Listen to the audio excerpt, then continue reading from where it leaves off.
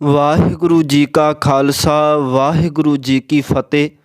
ਧੰਨ ਗੁਰੂ ਗ੍ਰੰਥ ਸਾਹਿਬ ਮਹਾਰਾਜ ਜੀ ਦੀ ਪਾਵਨ ਬਾਣੀ ਦੇ ਅੰਦਰ ਸਵਈਏ ਮਹੱਲੇ ਦੂਜੇ ਕੇ ਭੱਟ ਸਾਹਿਬਾਨ ਗੁਰੂ ਅੰਗਦ ਸਾਹਿਬ ਮਹਾਰਾਜ ਜੀ ਦੇ ਬਾਬਤ ਬਚਨ ਕਰਦੇ ਨੇ।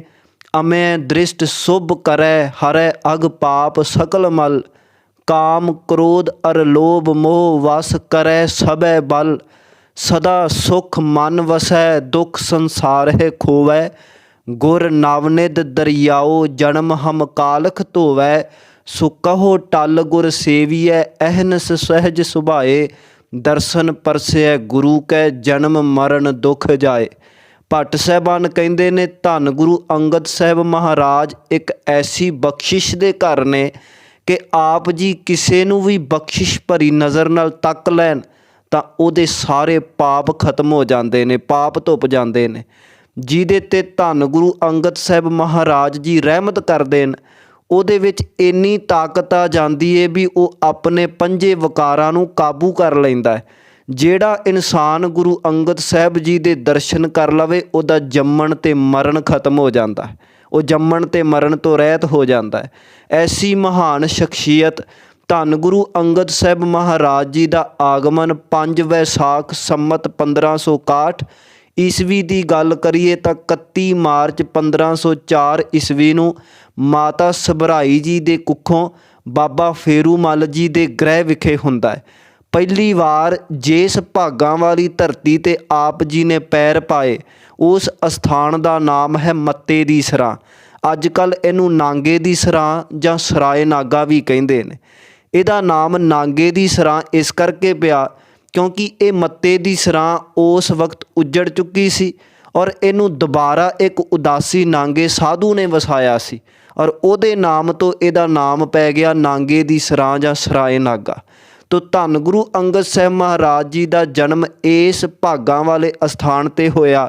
ਜਨਮ ਵੇਲੇ ਆਪ ਜੀ ਦੇ ਮਾਤਾ ਪਿਤਾ ਨੇ ਆਪ ਜੀ ਦਾ ਨਾਮ ਰੱਖਿਆ ਲਹਿਣਾ।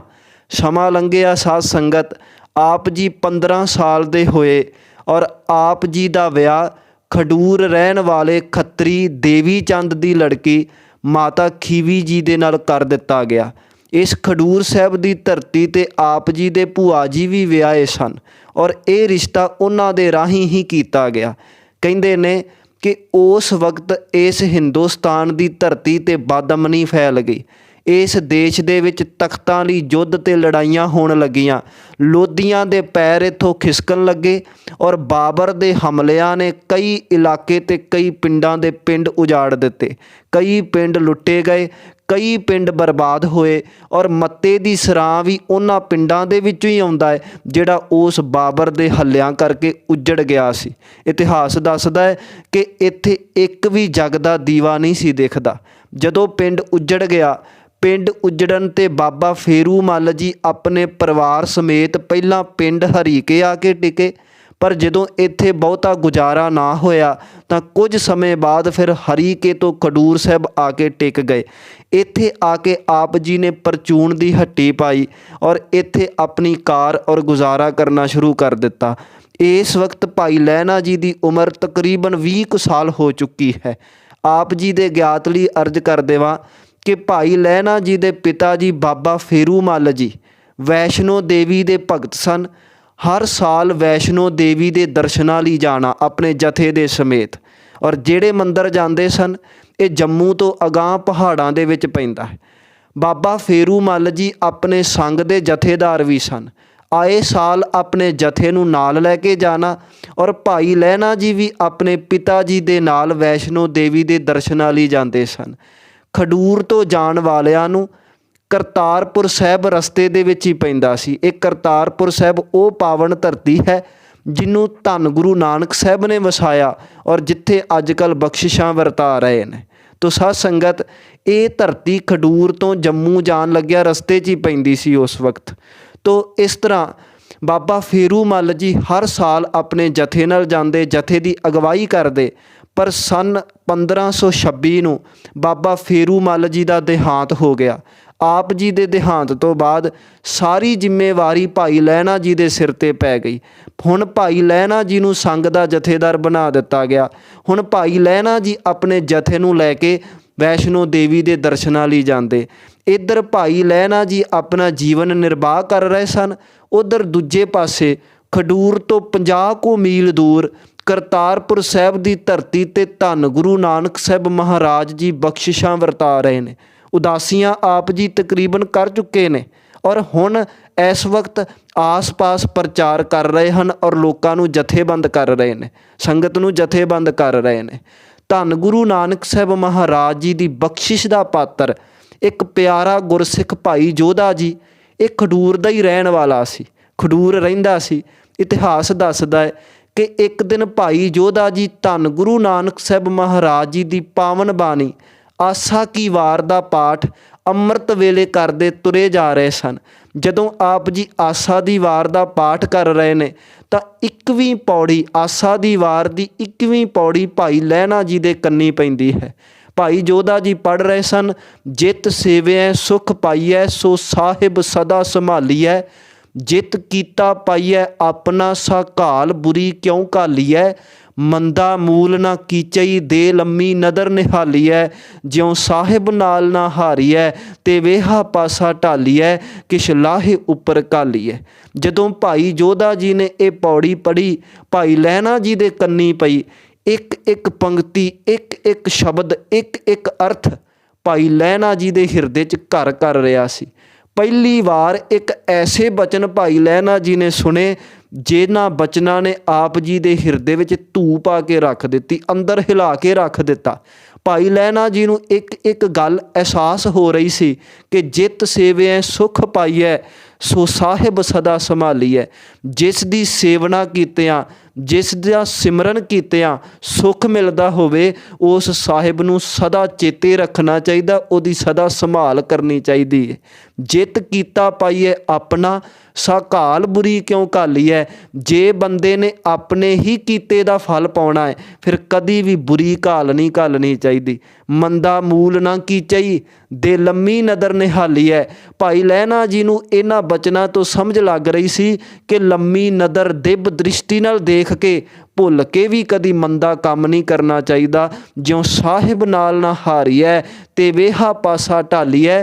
ਕੋਈ ਐਸਾ ਉਦਮ ਕਰੀਏ ਜਿਹਦੇ ਨਾਲ ਕਦੀ ਸਾਹਿਬ ਦੇ ਨਾਲੋਂ, ਪਰਮਾਤਮਾ ਦੇ ਨਾਲੋਂ ਪ੍ਰੀਤ ਨਾ ਟੁੱਟੇ। ਕਿਛ ਲਾਹੇ ਉੱਪਰ ਘਾਲੀਐ, ਕੋਈ ਨਫੇ ਵਾਲਾ ਲਾਹੇ ਵਾਲਾ ਕਾਰ ਕਰਨਾ ਚਾਹੀਦਾ, ਲਾਹੇ ਵਾਲਾ ਕੰਮ ਕਰਨਾ ਚਾਹੀਦਾ। ਇਹ ਬਚਨ ਜਦੋਂ ਧੰਨ ਗੁਰੂ ਅੰਗਦ ਸਾਹਿਬ, ਉਸ ਵਕਤ ਜਿਨ੍ਹਾਂ ਦਾ ਨਾਮ ਭਾਈ ਲਹਿਣਾ ਸੀ, ਭਾਈ ਲਹਿਣਾ ਜੀ ਦੇ ਕੰਨੀ ਪਿਆ, ਹਿਰਦਾ ਵਲੂੰਦਰਿਆ ਗਿਆ, ਹਿਰਦੇ ਵਿੱਚ ਧੂ ਪਈ।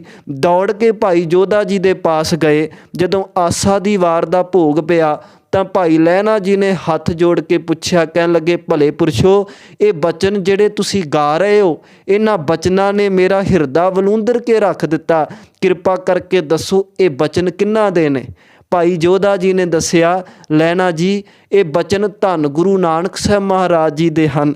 ਤੇ ਭਾਈ ਲਹਿਣਾ ਜੀ ਕਹਿਣ ਲੱਗੇ, ਭਾਈ ਜੋਧਾ ਜੀ ਮੈਂ ਉਸ ਮਹਾਨ ਸ਼ਖਸੀਅਤ ਦੇ ਦਰਸ਼ਨ ਕਰਨਾ ਚਾਹੁੰਦਾ, ਮੈਨੂੰ ਕਿਰਪਾ ਕਰਕੇ ਉਹਨਾਂ ਦਾ ਪਤਾ ਦੱਸੋ। ਤੇ ਭਾਈ ਜੋਧਾ ਜੀ ਦੱਸਦੇ ਨੇ, ਲਹਿਣਾ ਜੀ ਧੰਨ ਗੁਰੂ ਨਾਨਕ ਸਾਹਿਬ ਮਹਾਰਾਜ ਜੀ ਕਰਤਾਰਪੁਰ ਸਾਹਿਬ ਦੀ ਧਰਤੀ 'ਤੇ ਰੌਣਕਾਂ ਲਾ ਰਹੇ ਨੇ।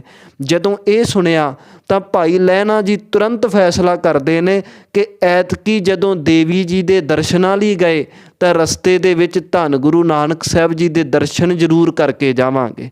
ਹੁਣ ਰੋਜ਼ ਸੁਬਾਹ ਉੱਠਦੇ ਨੇ, ਸੌਣ ਲੱਗਦੇ ਨੇ, ਸੁੱਤਿਆਂ ਜਾਗਦਿਆਂ ਹਰ ਵਕਤ ਭਾਈ ਲਹਿਣਾ ਜੀ ਦੇ ਅੰਦਰ ਇੱਕੋ ਹੀ ਪੰਕਤੀ ਚੱਲ ਰਹੀ ਹੈ, ਜਿਤ ਸੇਵਿਐ ਸੁਖ ਪਾਈਐ ਸੋ ਸਾਹਿਬ ਸਦਾ ਸੰਭਾਲੀਐ। ਜਿਸ ਸਾਹਿਬ ਦੀ ਸੇਵਨਾ ਕੀਤਿਆਂ ਸੁੱਖ ਮਿਲਦਾ ਹੈ, ਉਹਦੀ ਸਦਾ ਸੰਭਾਲ ਕਰਨੀ ਚਾਹੀਦੀ ਹੈ। ਆਪ ਜੀ ਨੇ ਫੈਸਲਾ ਕੀਤਾ ਐਤਕੀ ਦਰਸ਼ਨਾਂ ਲਈ ਗਏ ਤੇ ਗੁਰੂ ਨਾਨਕ ਸਾਹਿਬ ਜੀ ਦੇ ਦਰਸ਼ਨ ਜ਼ਰੂਰ ਕਰਕੇ ਜਾਣੇ ਨੇ, ਸਾਹਿਬ ਦੀ ਸੰਭਾਲ ਕਰਨੀ ਹੈ। 1532 ਦਾ ਵੇਲਾ ਆਇਆ। ਇਸ ਸਾਲ ਫਿਰ ਆਪ ਜੀ ਆਪਣੇ ਸੰਗ ਦੇ ਨਾਲ ਯਾਤਰਾ ਲਈ ਗਏ, ਪਰ ਐਤਕੀ ਆਪ ਰਸਤੇ 'ਚ ਕਰਤਾਰਪੁਰ ਹੀ ਰੁਕ ਗਏ। ਆਪ ਜੀ ਨੇ ਆਪਣੇ ਸੰਗ ਨੂੰ ਕਹਿ ਦਿੱਤਾ ਕਿ ਆਪਾਂ ਕੁਝ ਸਮਾਂ ਕਰਤਾਰਪੁਰ ਸਾਹਿਬ ਰੁਕਣਾ ਹੈ। ਇੱਥੇ ਰੁਕੇ। ਆਪ ਜੀ ਨੇ ਫੈਸਲਾ ਕੀਤਾ ਕਿ ਅੰਮ੍ਰਿਤ ਵੇਲੇ ਜਾ ਕੇ ਧੰਨ ਗੁਰੂ ਨਾਨਕ ਸਾਹਿਬ ਜੀ ਦੇ ਦਰਸ਼ਨ ਕਰਨੇ ਨੇ। ਅੰਮ੍ਰਿਤ ਵੇਲਾ ਹੋਇਆ। ਇੱਧਰੋਂ ਭਾਈ ਲਹਿਣਾ ਜੀ ਘੋੜੀ 'ਤੇ ਚੜ੍ਹ ਕੇ ਧੰਨ ਗੁਰੂ ਨਾਨਕ ਸਾਹਿਬ ਜੀ ਦੇ ਦਰਸ਼ਨਾਂ ਲਈ ਨਿਕਲੇ। ਉੱਧਰੋਂ ਧੰਨ ਗੁਰੂ ਨਾਨਕ ਸਾਹਿਬ ਅੰਮ੍ਰਿਤ ਵੇਲੇ ਦੇ ਦੀਵਾਨ ਦੀ ਸਮਾਪਤੀ ਤੋਂ ਬਾਅਦ ਤਖਤਾਂ ਤੋਂ ਉੱਠੇ ਤੇ ਚੱਲਣਾ ਸ਼ੁਰੂ ਕਰ ਦਿੱਤਾ। ਸੰਗਤ ਨੇ ਪੁੱਛਿਆ, ਪਾਤਸ਼ਾਹ ਕਿੱਧਰ ਨੂੰ ਜਾ ਰਹੇ ਹੋ? ਪਾਤਸ਼ਾਹ ਕਹਿਣ ਲੱਗੇ, ਸੰਗਤ ਜੀ ਮੈਂ ਆਪਣੇ ਰਾਜ ਦੇ ਧਣੀ ਨੂੰ ਲੈਣ ਚੱਲਿਆ। ਸਾਰੇ ਹੈਰਾਨ ਕਿ ਪਾਤਸ਼ਾਹ ਜੀ ਦੀ ਇਸ ਗੱਲ ਦੇ ਵਿੱਚ ਕੀ ਰਮਜ। ਤੇ ਹੁਣ ਤੁਸੀਂ ਦੇਖੋ ਸਾਧ ਸੰਗਤ, ਮੇਰਾ ਪਾਤਸ਼ਾਹ ਆਪ ਆਪਣੇ ਸਿੱਖ ਨੂੰ ਲੈਣ ਆ ਰਿਹਾ। ਜਿਵੇਂ ਭਾਈ ਗੁਰਦਾਸ ਜੀ ਨੇ ਬਚਨ ਕੀਤਾ ਹੈ ਨਾ, ਚਰਨ ਸਰਨ ਗੁਰ ਏਕ ਪੈਂਡਾ ਜਾਏ ਚੱਲ, ਸਤਿਗੁਰ ਕੋਟ ਪੈਂਡਾ ਆਗੇ ਹੋਏ ਲੇਤ ਹੈ। ਹੇ ਮਨਾ ਤੂੰ ਇੱਕ ਕਦਮ ਆਪਣੇ ਗੁਰੂ ਵੱਲ ਚੱਲ ਤਾਂ ਸਹੀ, ਗੁਰੂ ਤੈਨੂੰ ਕਰੋੜਾਂ ਕਦਮ ਲੈਣ ਆਏਗਾ। ਇੱਧਰੋਂ ਭਾਈ ਲਹਿਣਾ ਜੀ ਘੋੜੀ ਤੇ ਚੜ੍ਹ ਕੇ ਜਾ ਰਹੇ ਨੇ, ਉੱਧਰੋਂ ਧੰਨ ਗੁਰੂ ਨਾਨਕ ਸਾਹਿਬ ਆਪ ਲੈਣ ਆ ਗਏ। ਹੁਣ ਭਾਈ ਲਹਿਣਾ ਜੀ ਨੇ ਪਹਿਲਾਂ ਤਾਂ ਕਦੀ ਗੁਰੂ ਨਾਨਕ ਸਾਹਿਬ ਨੂੰ ਦੇਖਿਆ ਨਹੀਂ ਸੀ, ਬਜ਼ੁਰਗ ਜਾਪਦੇ ਸਨ ਉਹਨਾਂ ਨੂੰ। ਤਾਂ ਉਹਨਾਂ ਨੇ ਸਿੱਧਾ ਬੋਲ ਕੇ ਪੁੱਛਿਆ, ਕਹਿਣ ਲੱਗੇ, ਬਜ਼ੁਰਗੋ ਕੀ ਤੁਸੀਂ ਮੈਨੂੰ ਧੰਨ ਗੁਰੂ ਨਾਨਕ ਸਾਹਿਬ ਜੀ ਦੇ ਦਰ ਦੀ ਦੱਸ ਪਾ ਸਕਦੇ ਹੋ? ਤੇ ਗੁਰੂ ਨਾਨਕ ਸਾਹਿਬ, ਜਿਹਨੂੰ ਭਾਈ ਲਹਿਣਾ ਜੀ ਬਸ ਇੱਕ ਬਜ਼ੁਰਗ ਸਮਝ ਰਹੇ ਸਨ, ਕਹਿਣ ਲੱਗੇ, ਪੁਰਖਾ ਚੱਲ ਮੈਂ ਤੈਨੂੰ ਆਪ ਉਹਦੇ ਦਰ 'ਤੇ ਲੈ ਕੇ ਜਾਣਾ ਹੈ। ਇਸ ਬਜ਼ੁਰਗ ਨੇ, ਧੰਨ ਗੁਰੂ ਨਾਨਕ ਸਾਹਿਬ ਜੀ ਨੇ ਭਾਈ ਲਹਿਣਾ ਜੀ ਦੀ ਘੋੜੀ ਦੀ ਲਗਾਮ ਪਕੜੀ ਔਰ ਇੱਕ ਦਰ 'ਤੇ ਲੈ ਗਏ। ਇੱਥੇ ਆ ਕੇ ਕਹਿਣ ਲੱਗੇ, ਪੁਰਸ਼ਾ ਘੋੜੀ ਬੰਨ੍ਹ ਤੇ ਅੰਦਰ ਜਾ ਕੇ ਉਸ ਪੁਰਸ਼ ਦੇ ਦੀਦਾਰ ਕਰ ਲੈ, ਗੁਰੂ ਨਾਨਕ ਦੇ ਦੀਦਾਰ ਕਰ ਲੈ।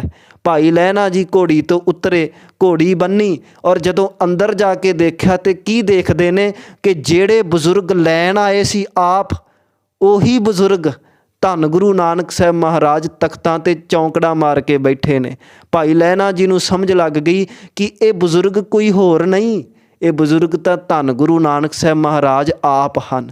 ਆਪ ਜੀ ਦੌੜ ਕੇ ਧੰਨ ਗੁਰੂ ਨਾਨਕ ਸਾਹਿਬ ਜੀ ਦੇ ਚਰਨਾਂ 'ਤੇ ਡਿੱਗੇ, ਹੱਥ ਜੋੜੇ ਤੇ ਕਹਿਣ ਲੱਗੇ, ਪਾਤਸ਼ਾਹ ਮੈਨੂੰ ਬਖਸ਼ ਦਿਓ, ਮੈਨੂੰ ਨਹੀਂ ਸੀ ਪਤਾ ਵੀ ਤੁਸੀਂ ਦੀਨ ਦੁਨੀਆ ਦੇ ਪਾਤਸ਼ਾਹ ਹੋ। ਪਾਤਸ਼ਾਹ ਮੈਂ ਪਹਿਲੀ ਵਾਰ ਦਰਸ਼ਨ ਕਰਨ ਆਇਆ ਤੇ ਪਹਿਲੀ ਵਾਰ ਹੀ ਬੇਦਬੀ ਹੋ ਗਈ। ਗੁਰੂ ਨਾਨਕ ਸਾਹਿਬ ਕਹਿੰਦੇ, ਬੇਦਬੀ ਕਿਵੇਂ ਹੋਈ? ਭਾਈ ਲਹਿਣਾ ਜੀ ਕਹਿਣ ਲੱਗੇ, ਪਾਤਸ਼ਾਹ ਮੈਂ ਘੋੜੀ 'ਤੇ ਬੈਠ ਕੇ ਆਇਆ ਤੇ ਤੁਸੀਂ ਦੀਨ ਦੁਨੀਆ ਦੇ ਪਾਤਸ਼ਾਹ ਹੋ ਕੇ ਮੇਰੀ ਘੋੜੀ ਦੀ ਲਗਾਮ ਪਕੜ ਕੇ ਆਏ। ਪਾਤਸ਼ਾਹ ਤਾਂ ਬੇਦਬੀ ਹੋ ਗਈ। ਗੁਰੂ ਨਾਨਕ ਸਾਹਿਬ ਮੁਸਕਰਾਏ ਤੇ ਕਹਿਣ ਲੱਗੇ, ਆਪਣਾ ਨਾਮ ਦੱਸੋ। ਤੇ ਭਾਈ ਲਹਿਣਾ ਜੀ ਕਹਿਣ ਲੱਗੇ, ਪਾਤਸ਼ਾਹ ਮੇਰਾ ਨਾਮ ਲਹਿਣਾ। ਤੇ ਗੁਰੂ ਸਾਹਿਬ ਹੱਸ ਕੇ ਕਹਿਣ ਲੱਗੇ, ਫਿਰ ਤੂੰ ਕਾਹਦੀ ਚਿੰਤਾ ਕਰਦਾ, ਫਿਰ ਤੂੰ ਕਾਹਦੀ ਫਿਕਰ ਕਰਦਾ ਬੇਦਬੀ ਦੀ? ਤੂੰ ਲੈਣਾ ਹੈ ਤੇ ਮੈਂ ਦੇਣਾ ਹੈ। ਤੇ ਜਿਹਨੇ ਲੈਣਾ ਹੋਵੇ ਉਹ ਘੋੜੀਆਂ 'ਤੇ ਹੀ ਚੜ੍ਹ ਕੇ ਆਉਂਦੇ ਹੁੰਦੇ ਨੇ, ਤੇ ਜਿਹਨੇ ਦੇਣਾ ਹੋਵੇ ਉਹ ਲਗਾਮਾਂ ਹੀ ਪਕੜ ਕੇ ਲਿਆਉਂਦੇ ਹੁੰਦੇ ਨੇ। ਕਹਿੰਦੇ ਤੂੰ ਲੈਣਾ ਹੈ, ਮੈਂ ਦੇਣਾ ਹੈ। ਔਰ ਇਹਨਾਂ ਬਚਨਾਂ ਦੇ ਵਿੱਚ ਬੜੀ ਡੂੰਘੀ ਰਮਜ ਸੀ ਸਾਧ ਸੰਗਤ। ਖੈਰ ਭਾਈ ਲਹਿਣਾ ਜੀ ਧੰਨ ਗੁਰੂ ਨਾਨਕ ਸਾਹਿਬ ਜੀ ਦੇ ਦੀਦਾਰ ਕਰਦੇ ਨੇ, ਇੰਨੀ ਖਿੱਚ ਪਈ ਕਿ ਆਪ ਜੀ ਇੱਥੇ ਹੀ ਰਹਿਣ ਦਾ ਫੈਸਲਾ ਕਰ ਲੈਂਦੇ ਨੇ। ਆਪ ਜੀ ਨੇ ਆਪਣੇ ਸੰਗ ਨੂੰ ਅੱਗੇ ਤੋਰ ਦਿੱਤਾ ਔਰ ਹੁਣ ਕਰਤਾਰਪੁਰ ਸਾਹਿਬ ਹੀ ਟਿਕ ਗਏ। ਵਾਹਿਗੁਰੂ ਜੀ ਕਾ ਖਾਲਸਾ, ਵਾਹਿਗੁਰੂ ਜੀ ਕੀ ਫਤਿਹ।